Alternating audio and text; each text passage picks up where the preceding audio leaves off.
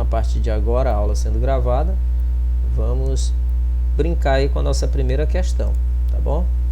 Nossa primeira questão diz o seguinte: o diagrama P versus V mostra as transformações isotérmicas de A para B. Então, de A para B eu tenho aqui uma isoterma, tá certo? Ou seja, A e B possuem temperaturas iguais, beleza? Aí de B para C eu tenho aqui uma transformação isovolumétrica, ou seja, volume constante, né? Aqui a temperatura é constante, aqui o volume é constante. E eu tenho uma transformação isobárica aqui de C para D, né? Porque quando eu olho aqui no gráfico, no eixo da pressão, a pressão permanece aqui constante de C para D, sofridas por certa massa de gás ideal. A energia interna do gás diminui. A energia interna do gás diminui.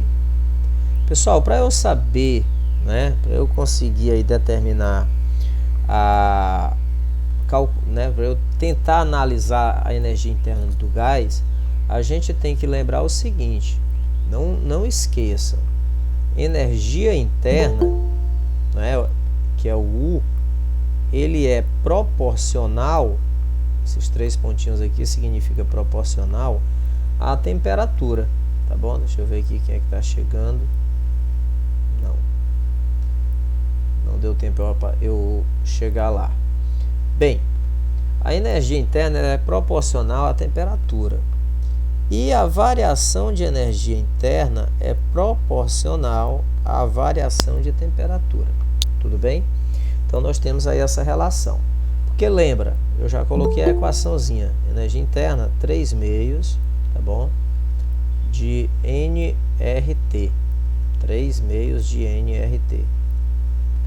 Deixa eu colocar aqui, nRT, tá bom? Se a temperatura variar, então eu boto um delta aqui e eu boto o delta também lá na energia interna. Então, se ele quer um local que a energia interna diminuiu, então eu preciso procurar um local em que a temperatura, né, temperatura também diminui. É isso aí que eu tenho que procurar. Temperatura diminui. Então, como eu já tenho uma isoterma que passa em A e em B, nós precisamos traçar isotermas que passem em C e em D. Veja que eu não consigo traçar uma isoterma passando em D e em C ao mesmo tempo. Tá certo? Lembra, a isoterma tem que ser uma curva. Então, não tem como eu passar essa isoterma dessa forma. Então, o que eu vou fazer aqui é tentar traçar uma isoterma aqui, ó, passando em C. E veja que para eu traçar outra isoterma em D, eu vou ter que traçar outra aqui, ó. Tá bom? Então, eu tenho uma isoterma, 2 isotermas, 3 isotermas. Você vê que aí nós vamos lembrar, quanto mais afastada dos eixos está a isoterma, maior é a temperatura do gás naquele estado. Então, você vê que de B para C, eu saio dessa isoterma aqui para uma isoterma mais próxima dos eixos, ou seja, de menor temperatura. A gente pode até nomear assim, ó, isoterma 1, isoterma 2 e isoterma 3, de forma que a isoterma 1 possui temperatura maior, tá bom? Vou colocar lá aqui embaixo, ó. A isoterma 1 possui temperatura maior do que a isoterma 2, que possui temperatura maior do que a isoterma 3. Tudo bem? Ou seja, está vindo de uma temperatura maior para uma temperatura menor. Então, na transformação BC, eu tenho uma variação de temperatura negativa. Logo, a energia interna diminui. Então, na transformação BC, eu já tenho uma variação de energia interna. Vamos lembrar que aqui na A, como a temperatura é constante, né, na AB, então aqui ΔT igual a zero, variação de energia interna igual a zero. Na AB eu não tenho. Na transformação BC, a temperatura diminui. E de C para D, você vê que o gás ele sai de um estado que está sobre a isoterma 2 e vai para um estado que está sobre a isoterma 3. Ou seja, a temperatura do gás diminui novamente. Então, eu vou ter uma diminuição de temperatura de C para D. Então, eu vou ter novamente uma diminuição de energia interna. Então, ocorre diminuição de energia interna em BC e em CD. A alternativa que me dá isso aí, deixa eu ver aqui quem é que está chegando, é a Ananda. A alternativa que me dá isso aí, pessoal, é a letra B de bola, né? Transformações BC e CD. Alguém tem alguma pergunta relacionada a essa questão? Se tiver, pode abrir o microfone ou então bote aí no comentário que eu vou dar uma olhada aí. Se ninguém tiver dúvida, você pode dizer para eu dar uma avançada aí na questão.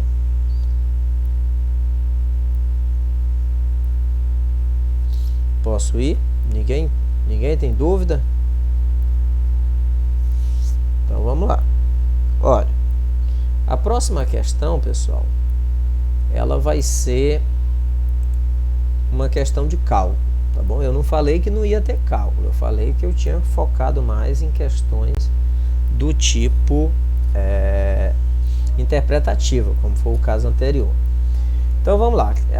Essa questão diz o seguinte: em uma transformação isobárica, transformação isobárica.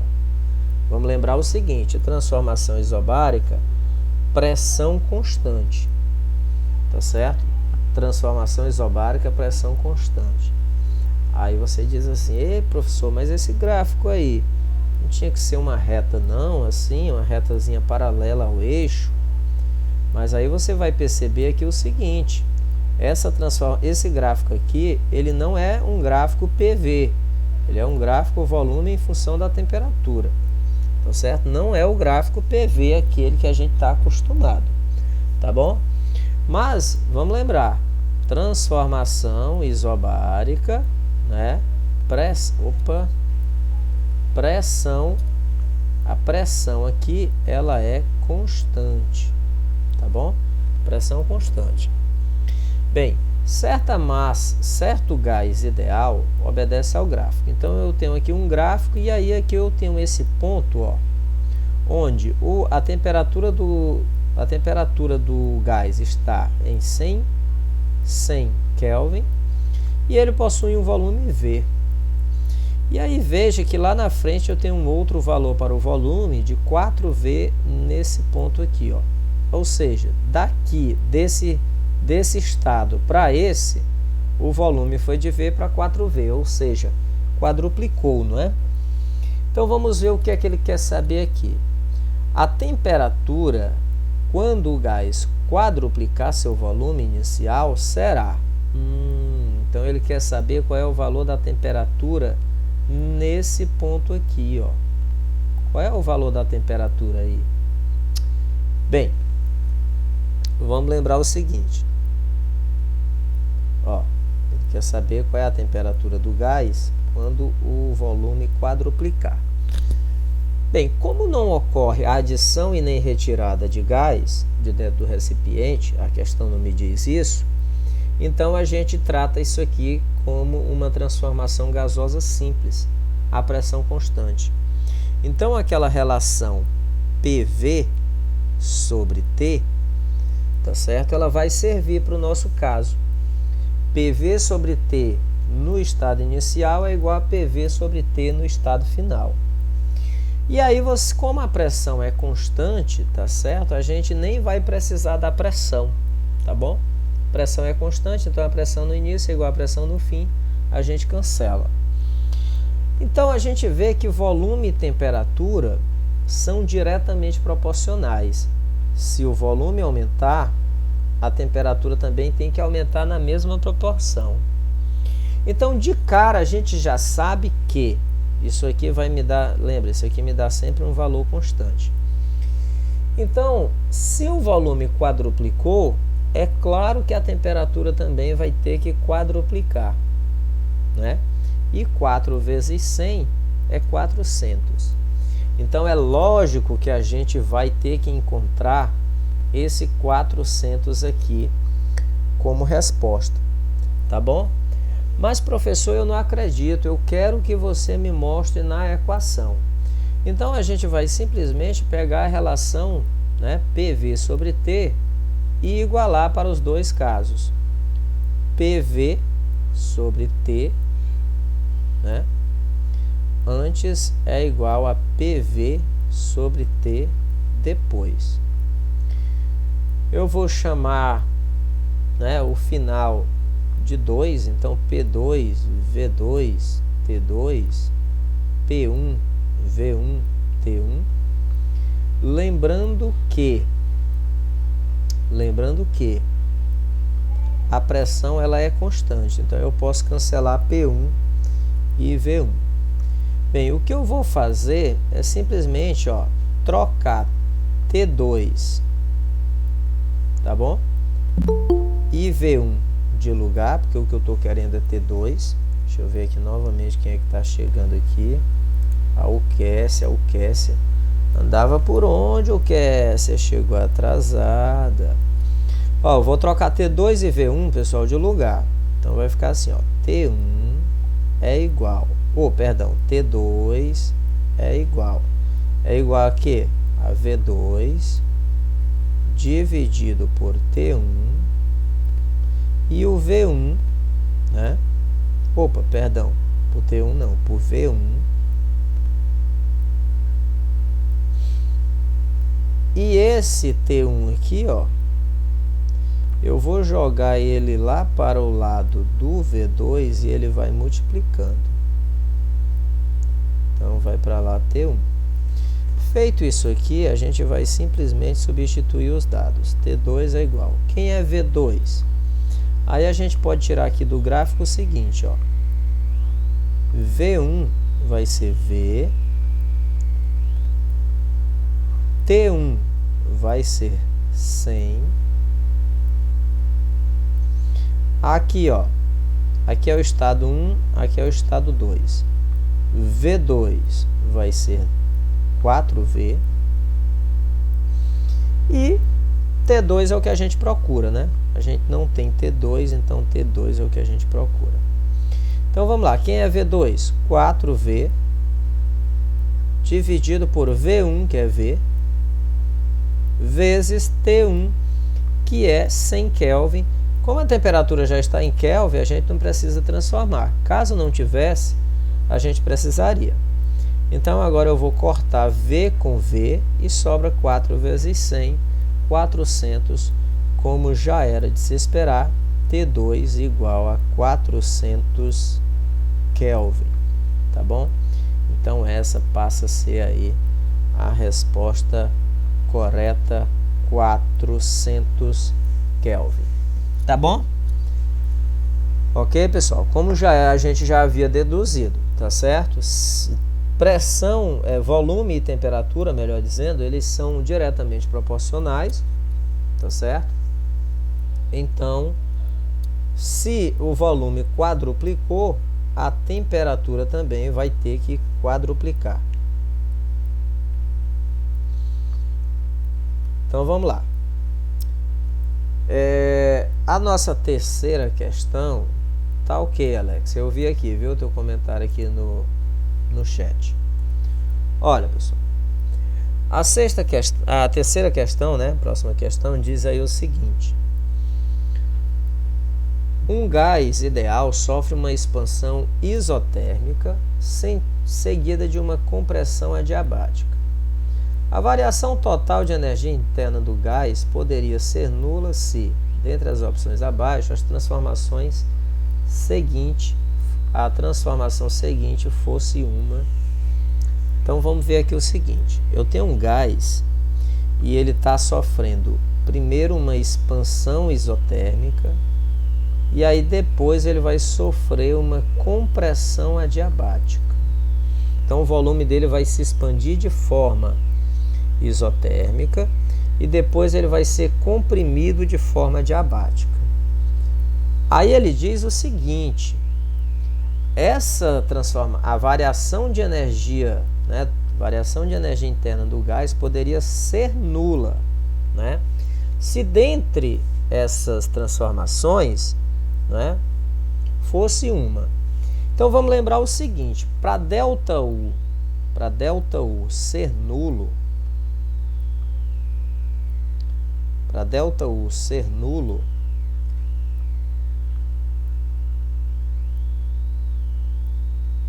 o que é que eu tenho que ter?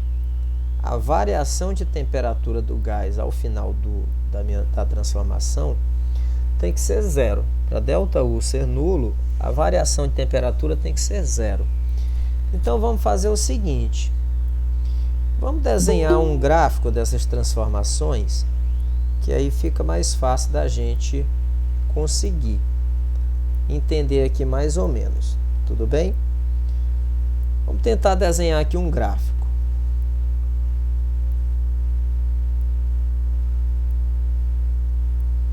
Então vamos lá. Para a gente desenhar esse gráfico, o que eu vou fazer é que o nosso gráfico vai ser pressão, tá certo? Pressão em função do volume. Então a primeira coisa que o gás faz é se expandir. Ó, eu vou ter uma expansão isotérmica. Então essa expansão isotérmica vai ser o seguinte, vai ser uma expansão sobre a mesma temperatura, tá certo? Então vamos lá. O gás ele vai sair aqui de um ponto, que eu posso chamar de um ponto A, tá certo? Vai se expandir.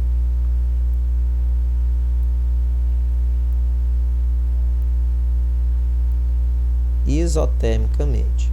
Pronto, até um ponto B. A gente vai considerar o quê? Que isso aqui está na mesma isoterma. Tá bom? Até um ponto B aqui. Pronto. E aí aqui a isoterma segue. Pronto? Aqui eu tenho a isoterma. Ok? Isso aqui está ocorrendo uma expansão. Eu tenho aqui um volume A, um volume B. Beleza? Bem, agora o que é que nós temos aqui? O gráfico, a questão diz, pessoal, que eu tenho uma compressão adiabática. Compressão adiabática significa que o volume ele vai diminuir, né? A compressão vai diminuir. Adiabática é uma transformação que ocorre de forma bem rápida, é aquela segunda curva que a gente viu. Então essa minha compressão adiabática, ela vai ser uma curva mais inclinada do que essa. Pronto, tá certo? Isso aqui vai ser o C, vai ser o estado C. Então ele vem do estado A para o estado B através de uma expansão isotérmica. Ele volta de B para C através de uma transformação, né, de uma compressão adiabática. Veja que o volume em B está aqui, o volume em C está aqui, então ele sofreu uma compressão. Então vamos colocar que aqui eu estou indo de A para B e aqui eu estou indo de C ou de B para C. Bem, a questão quer saber o que é que eu tenho que fazer agora aqui, né, para eu ter essa variação de temperatura zero. Para eu ter essa variação de temperatura zero, o gás ele tem que voltar para essa primeira isoterma. Então o gás ele vai ter que sofrer uma transformação de C para A, tá certo? Ele tem que sofrer uma transformação de C para A. Ok? Então vamos ter que colocar aí uma transformaçãozinha de C para A. Então ele teria que sofrer, Então ele teria que sofrer uma transformaçãozinha aqui, ó, de C para A. Tudo bem? Essa transformação de C para A, ela está caracterizando o que aqui, essa transformaçãozinha de C para A? O que é que está permanecendo constante de C para A, pessoal? De C para A, o que está permanecendo constante aqui é a pressão. Estão vendo? Ó? Em C e em A eu tenho a mesma pressão. E o que é que ocorre com o volume de C para A? De C para A, o volume está diminuindo. Então, isso aqui está ocorrendo uma compressão. Tá certo? E como a pressão permanece constante, está ocorrendo uma compressão isobárica. Tá bom? Está ocorrendo uma compressão isobárica. Então, veja, de A para B o gás, ele está se expandindo de forma isotérmica. De C para B, ou de B para C, perdão, ele está sofrendo uma compressão adiabática. E a única situação aqui que eu posso ter dessas descritas, tá certo? É uma compressão isobárica para fazer o gás sair do estado C e vir para o estado A, ou seja, para a temperatura final coincidir com a temperatura inicial, consequentemente eu tendo uma variação de energia interna nula. Lembrando que o que me garante uma variação de energia interna nula, pessoal, o que me garante isso aqui é uma transformação,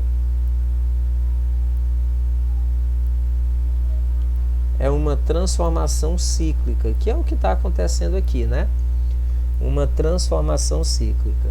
Então, a alternativa que me dá uma compressão isobárica, pessoal, é a letra D de dado, tá certo? Esta seria aí a alternativa, portanto, correta, uma compressão isobárica. Tudo bem? Complicada essa questão? Acharam difícil ela?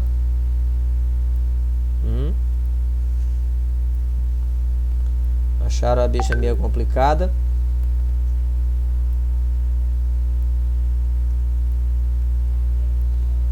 Um pouquinho, a Tatiele.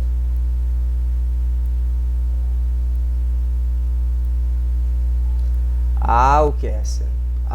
O Kesser veio só colocar a presença na minha aula, mas está me trocando pelo Benjamin lá na OBMEP, né? É assim mesmo, né? Um dia os humilhados serão exaltados, né? Fazer o quê? Bem, posso seguir para a penúltima, pessoal? Alguma pergunta, alguma coisa? Eita, hoje está todo mundo calado, está todo mundo entendendo tudo. Eu espero que no trabalho vocês não me decepcionem, estejam lá afiados. Vamos lá. Penúltima questão, pessoal. Um gás ideal sofre uma transformação isobárica. Novamente uma transformação isobárica. Transformação isobárica, lembrando que é transformação isobárica. Transformação isobárica, o que é? É uma transformação em que a pressão ela permanece constante, tá bom? Pressão permanece constante.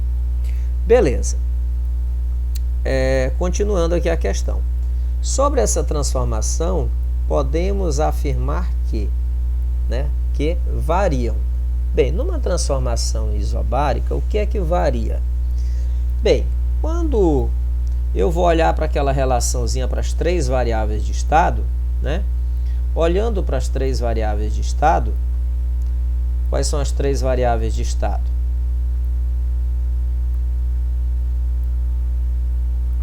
Variáveis de estado. As três principais, que foram as que nós estudamos, são pressão, volume e temperatura. Então, se a pressão permanecer constante, volume e temperatura precisa variar, tá bem? Se a pressão permanece constante, volume e temperatura tem que variar. Beleza. Se volume e temperatura tem que variar, onde é que a gente tem aqui volume e temperatura? Bem, onde tem pressão, a gente já anula. Então, veja que pressão, pressão e pressão. Vamos lá. Letra D e letra E tem volume e temperatura. Na letra D diz a energia interna, na letra E diz o número de mols, né? Número de mols. Bem, a gente tem que lembrar o seguinte: esse número de mols aqui, ele está relacionado à quantidade de matéria. Quantidade de matéria, tá bom? Ou seja, é o número de partículas que compõem o gás. Então, isso significa dizer que, por exemplo, se eu aquecer ou resfriar o gás, o número de mols não vai variar. Porque para eu variar o número de mols, eu tenho que ou adicionar mais gás ou retirar mais gás do recipiente onde o gás está armazenado. Então, numa transformação isobárica, o número de mols ele não pode variar, tá certo? Ele não pode variar. E lembrando, energia interna, novamente, energia interna, que é o U, ele é diretamente proporcional à temperatura. Então, a variação de temperatura é diretamente proporcional à variação de energia interna. Então, se a temperatura varia, a energia interna também varia. Logo, a alternativa correta é a letra D de dado. Tudo bem? Uma questãozinha bem simples, né? Tá certo? Não esqueçam, número de mols, pessoal, não pode variar durante uma transformação, a não ser que a questão me diga que foi adicionado ou foi retirado gás do recipiente, tá bom? Se eu aquecer ou resfriar o gás, ou variar o volume do gás sem adicionar ou retirar gás de dentro do recipiente, eu não vou estar alterando o número de partículas que está lá dentro. Tudo bem? Bem, então vamos lá para a nossa última questão, tá bom? A nossa última questão diz o seguinte: quando analisa as afirmativas abaixo. Quando a temperatura do ar se eleva num processo aproximadamente adiabático, quando a temperatura do ar se eleva num processo aproximadamente adiabático, verificamos que a pressão aumenta. Bem, processo adiabático significa o quê? Isso aqui significa que a quantidade de calor trocado é zero, né? Então, aproximadamente adiabático, aproximadamente zero. Como é que temperatura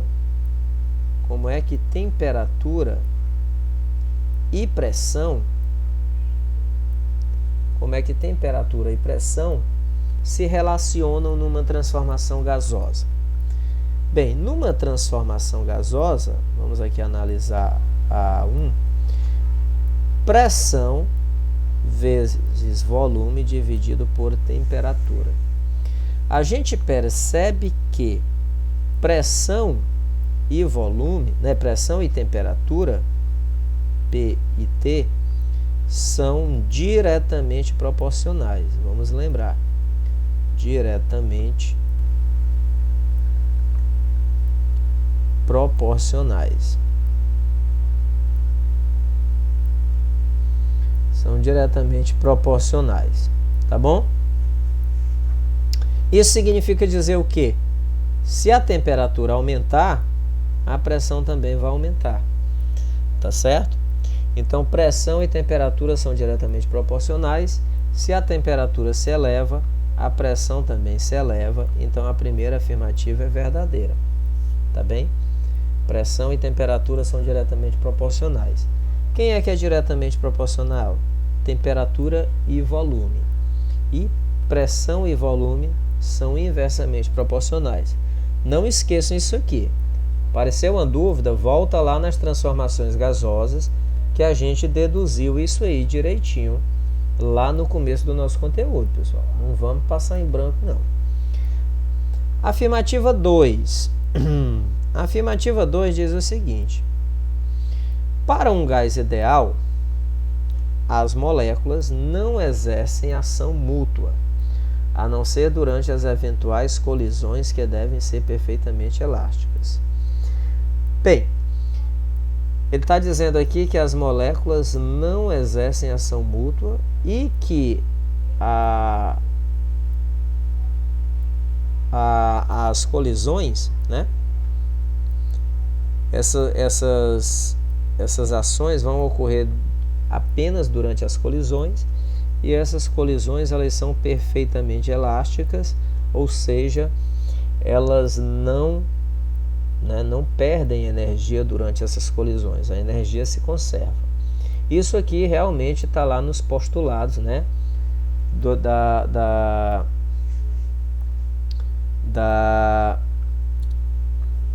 da teoria cinética, tá certo? Lá na teoria cinética dos gases a gente falou disso aqui. Isso aqui também é verdadeiro, tá bom? Eu considero que eu desprezo, né, a interação entre campos elétricos que podem ocorrer próximos às moléculas, tá certo? E a única interação que eu vou considerar entre elas são as interações durante as colisões. Colidiu, separou, foi embora, cada um segue o seu caminho. Ok? A energia interna, ou seja, o calor de uma amostra de gás ideal, é a soma das energias cinéticas de todas as moléculas que o constituem. Pessoal, prestar atenção aqui no seguinte. Ele está dizendo que a energia interna, presta atenção, a energia interna, ou seja, o calor de uma amostra de gás ideal. Veja, preste atenção, ele está se referindo a calor como sinônimo de energia interna. Calor não é sinônimo de energia interna. Energia interna é realmente sim a soma das energias cinéticas de todas as moléculas. Tá certo? Mas calor não. Calor é uma energia que um gás vai trocar, e aí sim parte desse calor pode ser convertido em energia interna devido ao aquecimento desse gás ou ao resfriamento do mesmo. Então, calor ou energia interna e calor não tá legal isso aqui não. Isso aqui é falso, tá bom? O erro tá nesse termo calor. Se tivesse dito a energia interna de uma amostra de gás ideal é a soma das energias cinéticas de todas as moléculas que o constituem, aí sim, aí estaria correto. Tudo bem? O erro está nesse termo calor. Não vamos nos confundir. 4. Numa transformação isotérmica, numa transformação isotérmica, uma amostra de gás não sofre alterações na sua energia interna. Vamos lembrar o seguinte: transformação isotérmica, pessoal, é uma transformação a temperatura constante.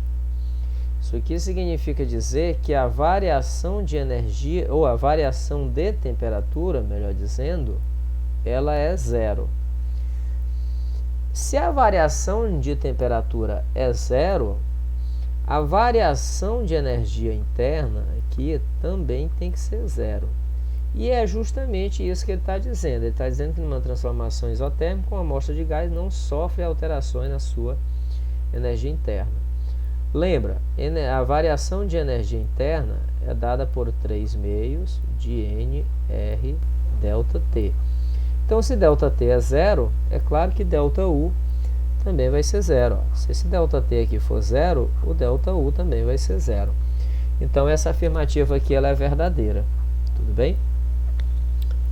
Vamos lá. Quinta e última. O ciclo de Carnot idealiza o funcionamento de uma máquina onde o seu rendimento é o maior possível. Beleza. Até aqui tudo bem. O ciclo de Carnot, tá bom? Ciclo de Carnot idealiza o funcionamento de uma máquina onde seu rendimento é o maior possível. Beleza. Ou seja, 100%. Não esqueçam disso aqui, pessoal. Ciclo de Carnot ou sem ciclo de Carnot, uma máquina térmica nunca vai ter rendimento 100%. Botem na cabeça, anotem, tá certo? Uma máquina térmica que opera em ciclos, tá lá nos enunciados da segunda lei da termodinâmica, uma máquina térmica que opera em ciclos nunca vai conseguir converter toda a energia retirada da fonte quente em trabalho. Ela sempre vai perder energia para a fonte fria, porque o calor se transfere de forma espontânea, né, de uma fonte mais quente para uma mais fria. Então, eu vou ter sempre essa perda, né, de calor. Então, devido a isso, uma máquina térmica nunca vai ter rendimento 100%, tá certo? Uma máquina térmica nunca vai ter rendimento 100%. Então, essa alternativa aqui também é falsa. Então, a gente fica como alternativa correta A1, A2 e A4. A alternativa que me dá 1, 2 e 4, letra A. Ok? Tudo bem, pessoal? Alguma pergunta com relação à questão? Deixa eu parar aqui a nossa gravação.